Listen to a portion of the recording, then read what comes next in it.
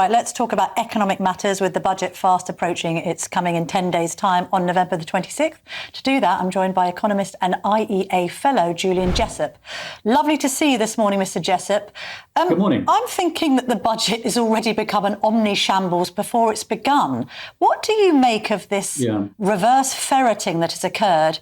We heard from the Chancellor in a speech several weeks ago, pitch rolling, it's the new phrase, isn't it, for Westminster, pitch rolling the idea of income tax going up, which would have put a coach and horses through the Labour manifesto. Now, apparently this week, no, she's not going to do that. She might change thresholds or introduce a mansion tax. Have you ever known anything as shambolic as the prep for this? Well, frankly, no. I think also, of course, the markets have spoken. On Friday, there was quite a big jump in the cost of government borrowing in the bond markets as a result of all this chaos. And I think basically the markets are rattled by three things. One is that the U-turn on income tax clearly demonstrates the government is not willing to make tough decisions on tax. We already knew that about spending, but now we know it about tax as well.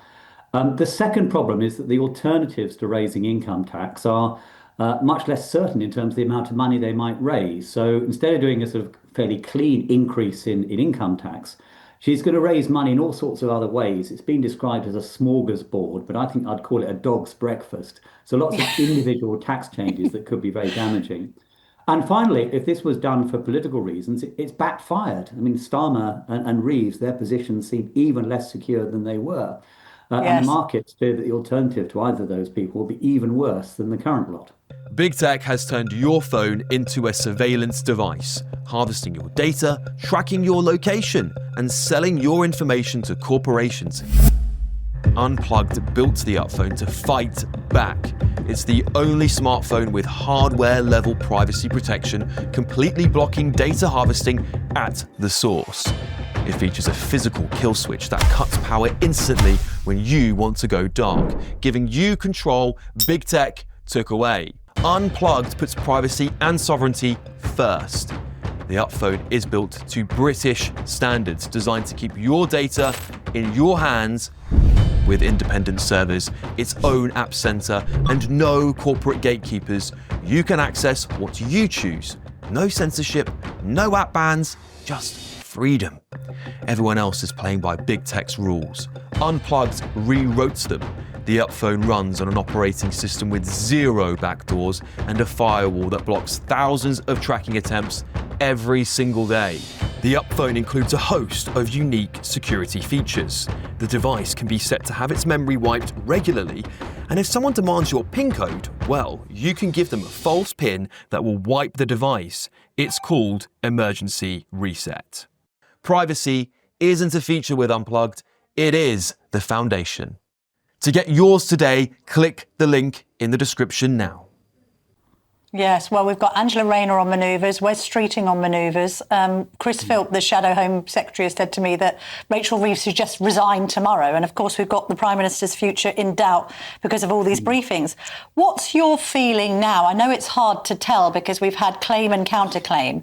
What's your instinct on what she might do about tax? Because we're now having the idea floated that she is going to lower the tax thresholds, which will make that problem of fiscal drag even worse. Well, this is really just guesswork, and it's frustrating that we haven't actually heard anything from the Office for Budget Responsibility itself. Yes. They've been respecting what used to be called budget purdah and keeping quiet. So all we're getting is leaks and rumours and speculation from Number 10 in the Treasury, who can't really be trusted. But my own best guess is that she'll raise taxes by about 30 billion later this month. And about a third of that will come from increases in income tax. I think it's more likely to be by extending the current freeze beyond 2028 rather than actually lowering the thresholds, but that is a possibility too. So that leaves about 20 billion that I think she'll find from this sort of dog's breakfast of other measures. There might be a billion here, a billion there. A lot of that, I suspect, will actually unravel in the days after the budget, as it usually happens. People will go through the detail and conclude that it doesn't actually add up. But I think she'll definitely break the manifesto commitment on income tax, at least in spirit, if not the letter of the commitments, by extending that freeze on income tax thresholds, which even she has acknowledged is a tax on working people. Yeah, the only other thing that seems almost certain is the idea of what is being called a mansion tax. I mean, we have in the past heard about her flirting with the idea of taxing property. They say it'll only affect the wealthiest. Actually, the newspapers are reporting today, Mr. Jessop, that it's going to affect 1 in 10 families. Strikes me that that's basically a tax on the southeast, isn't it? Oh, it is. I think the most likely the way that they will do it is not a new mansion tax, which would complicate the system further. I think they're more likely to do it through raising council tax for higher value properties. And there is a reasonable case for doing that. Obviously, property values have risen enormously since the system was first introduced, but it creates all sorts of problems, in particular for households that might be asset rich in the sense they're living in a house that's quite valuable, but they're still income poor.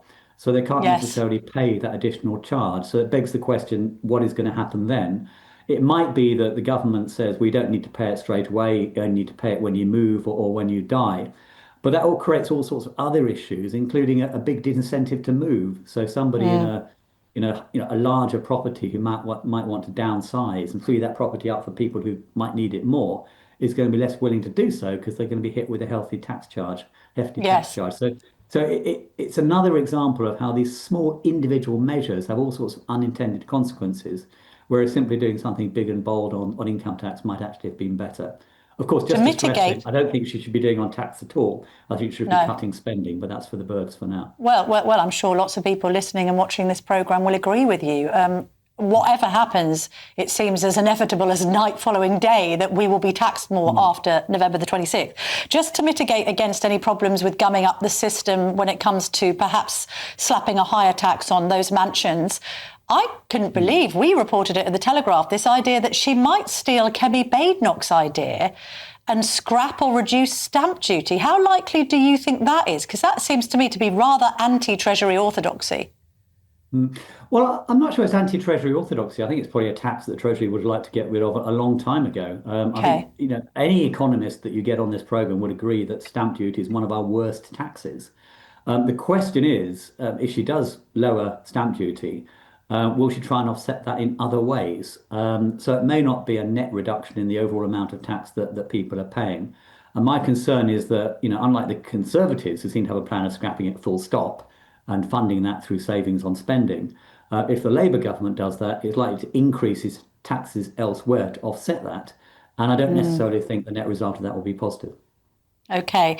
What are we to make of growth falling to 0.1% in Q3? Obviously, that was well under projections. I appreciate the projections aren't very generous anyway. Is there a prospect of a recession? Well, I mean, first of all, on those GDP numbers, I think actually they're actually even worse than they look, because if you look at the monthly profile over the quarter, the economy actually contracted in every single month between July and September. It's only a little bit of favourable rounding that made one of those numbers zero. So the economy is undoubtedly stalled, and I think a lot of that is about pre-budget uncertainty. Now, it's possible that the budget is not as bad as people fear. Or at least we know what we have to deal with, and so it's possible that spending will rebound. But I really wouldn't bank on that, particularly if she goes down this route of loads of individual tax increases that actually complicate the tax system, maybe increase uncertainty further. So it's possible that this is the dark before the dawn, and once the budget's out of the way, spending, hiring, and investment resumes. But I certainly wouldn't guarantee that.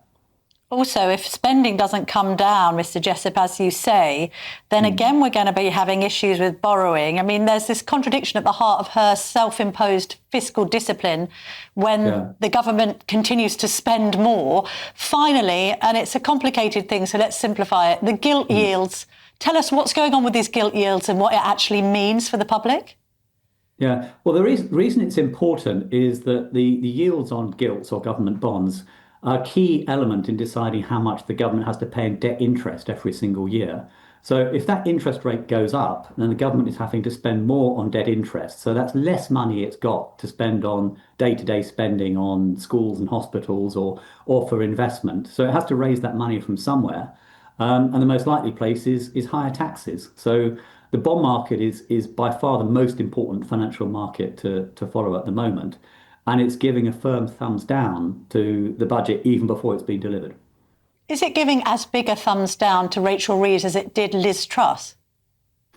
Well, not yet. There are some important differences. So, for example, the currency market's relatively stable now, and the rise in government bond yields after the Liz Truss mini budget was much bigger.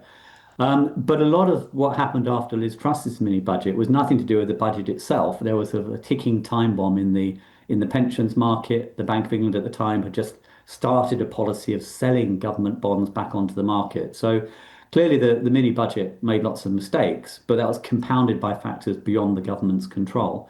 Whereas this time, I think the mess is pretty much entirely of the government's making, and in particular, the failure to control government spending. Julian Jessop, thank you very, very much indeed. Thank you. Obviously, we will be covering the budget. Every little stealth tax and manoeuvre that we can observe, we will be covering with you on GB News. So